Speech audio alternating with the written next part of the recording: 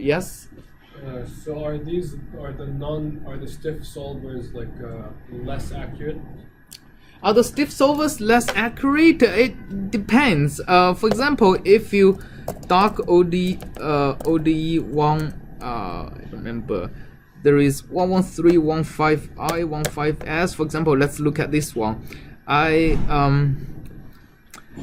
You need to look at what scheme they are actually using, right? Sorry? Like the numbers 45 or 13 stand for the order? Or? Let's see. I actually don't know. You said yes? I think they do. Because you said ODE 45 has incompensated. Yeah, it says 4 or 5. Yeah. Because you said run cut. 113 might not be. It might be like Would that be like just 3 or 1? Well, this is, for example, is an example of solving stiff ODEs, and now you can basically see from that. Can I magnify this? Oh yeah, you can magnify this.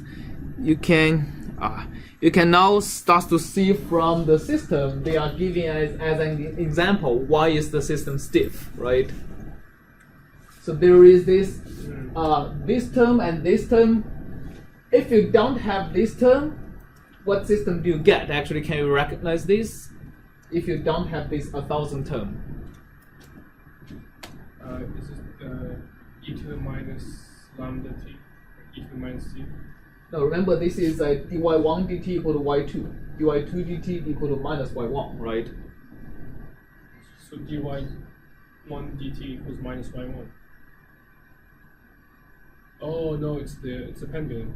It's a pendulum, right? That's a harmonic oscillator. Okay, the harmonic oscillator, if I don't have this term, has a frequency of what? In this case, 1. Yeah, angular frequency is going to be 1, right? Now, which means if you have lambda, the lambda probably have a magnitude around 1. Now you get a term that is 1,000 times that much. So that's one of the examples of a stiff system. How does the stability region look like for stiff systems? Oh, a system doesn't have a stability region. The ODE solver. The ODE solver. This one I don't know. So, but like we are gonna discuss what generally a stiff solver has to be. Okay.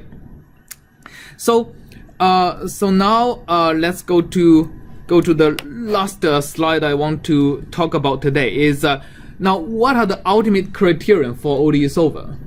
And let me answer your question for now. A stiff solver, usually a solver specifically designed to solve stiff systems, usually doesn't have a stability region that looks like that.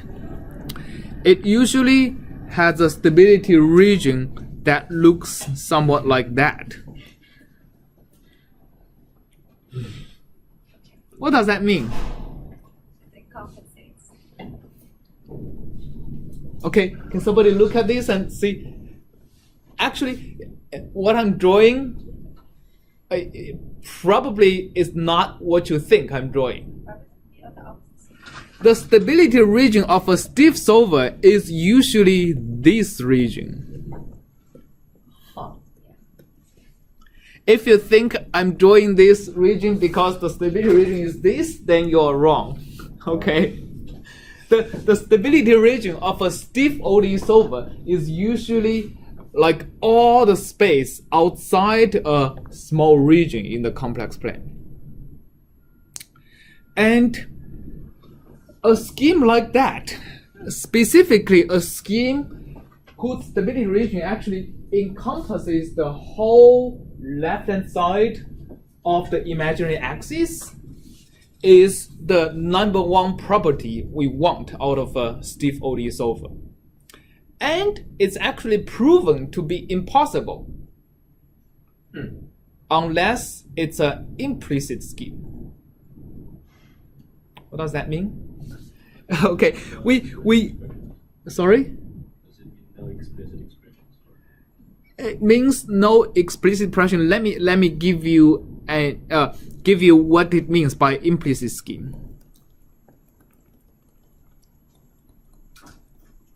Okay, remember when we are solving an ODS scheme, we always say my un plus 1, which is my next time step solution, is equal to whatever times un plus whatever, right? So a bunch of previous time step combinations plus a certain number times delta t times f of u at some point, right? Here I'm solving du dt equal to f of u.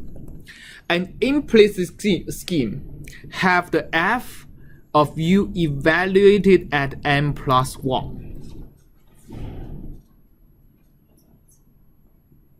Okay, so that means it's actually impossible to evaluate the right hand side, because in the reason I want to evaluate the right hand side is I want to get un plus 1. But without un plus 1, how can I calculate this? Right? So this is the type of schemes that is not obvious how to use, but it's the only kind of schemes that can get you the property you want in solving a stiff system.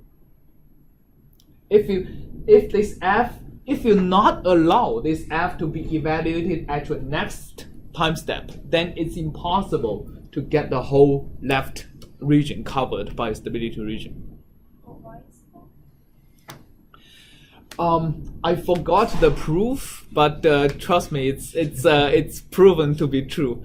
And no proofs. Yeah, we're good. I'm just trying to think, if we're trying to solve an implicit scheme, don't we normally use for one of the time steps, we use like a method that we know, like forward order or backward order or whatever, we use it for one of the time steps that we like solve one of the inside steps, then we continue on that and solve the others.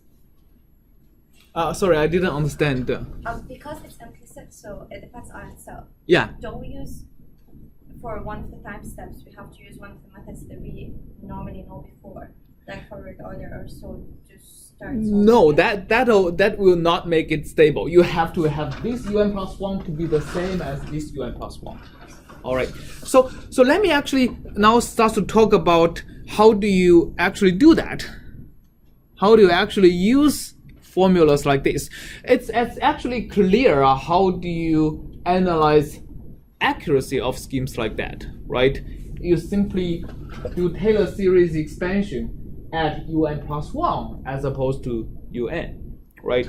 Basically, you can rewrite the same scheme as, let's say, un and un and un minus 1 and un minus 2, etc., right? So it's the same scheme. I just shifted the index by 1. So to analyze the accuracy, you just do Taylor series expansion on un and see how the derivative matches the derivative, which is du dt at time step n, matches the rest of this ODE scheme.